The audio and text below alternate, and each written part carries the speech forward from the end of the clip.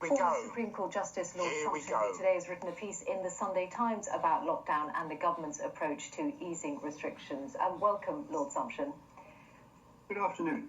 Your piece today has called ministers timid for the approach they're taking. Why?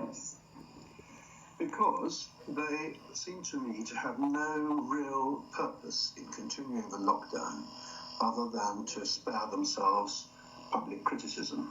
Now, one does understand why politicians don't want to be criticised, but it's the mark of a statesman that you're prepared to stand up for the national interest and not simply to run away before public opinion, especially when you have, in a sense, created that public opinion yourself by frightening the daylights out of people over the last 8 weeks and trying to persuade them that this is a much more virulent epidemic than it actually is.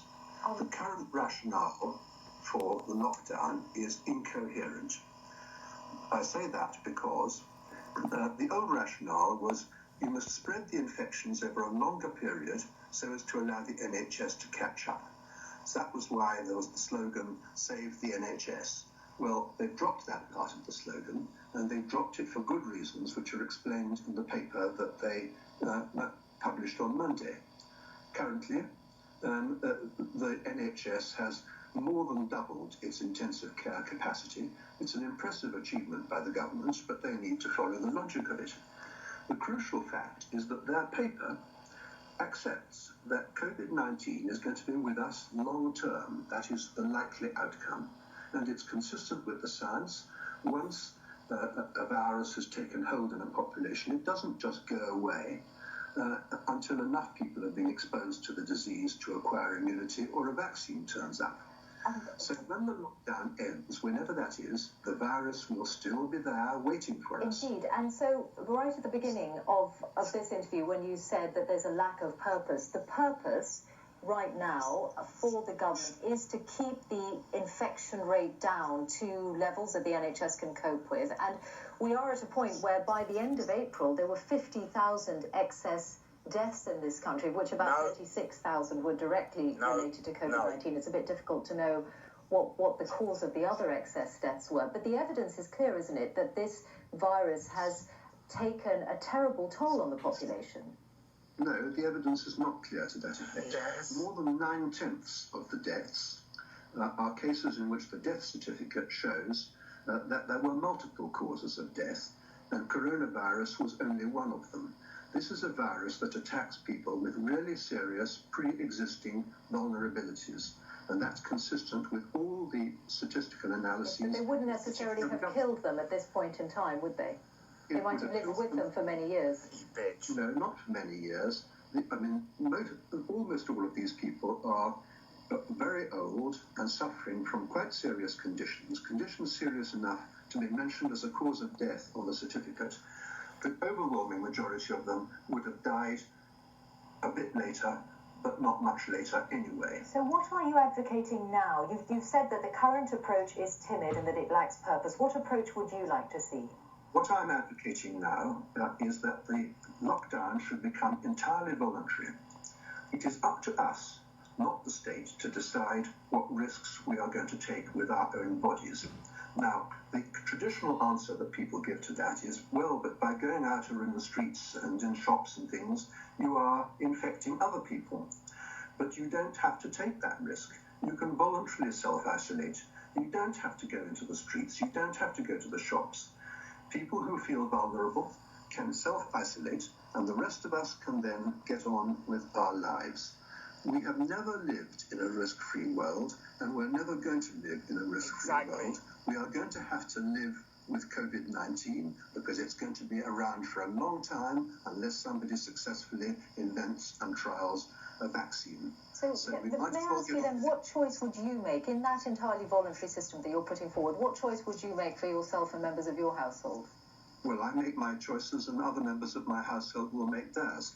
But my choice would be that I would live a perfectly normal life. If the pubs were open now, I would go to a crowded pub with no hesitation. If the theatres were open now, I would go to the theatre with no hesitation. Because this is For the overwhelming majority of people with no serious underlying conditions, this is a very mild epidemic. In the Cabinet Office papers published with the National Risk Assessment, they have listed all the pandemics since 1918. The mortality of this one is right down the bottom, lower than any of the others. And I would happily take that risk. I love this man. Let's imagine you were carrying the virus and you were asymptomatic and you carried on in your daily life and you went to the theatre and you sat next to someone who then did catch the virus from you and die from it. Would you think that that's part of an everyday risk that it was fine for them to have taken? Yeah. Well, it's up to them whether they want to take it. I would be running the risk of catching the virus from them if they're asymptomatic, and I'm prepared to take that risk. They don't have to go to the theatre. If they're not prepared to take it, presumably they won't go to the theatre. We are entitled to take risks with our own lives, especially when basically life is only worth living if you are prepared to engage in social activities which inevitably involve risk. That is part of life. Have you observed the rules of the lockdown to date? Yes. Completely? Yes. Grudgingly, it sounds like. Well, I disapprove of the lockdown. You can call that grudging if you like, but I comply with the law because I don't wish to place a weapon in the hands of people like you. Yes, exactly. I mean, I'm really interested in no, you know, whether the what you're putting forward is and how that compares with the way that you have lived your life in these last few weeks.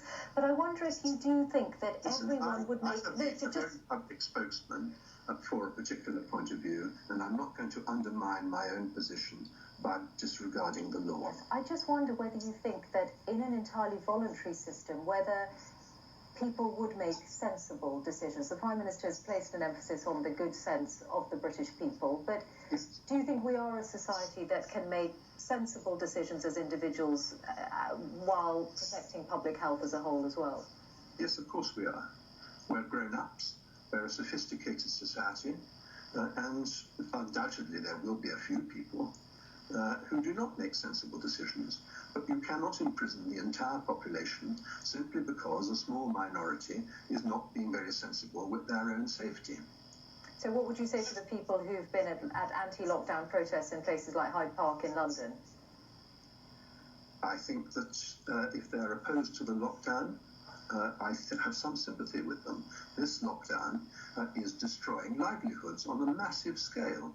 It is doing enormous damage. And in my view, it has never been a price worth paying for the not very impressive results that can be directly attributed to the lockdown. Lord Sumption, thank you very much. Fantastic.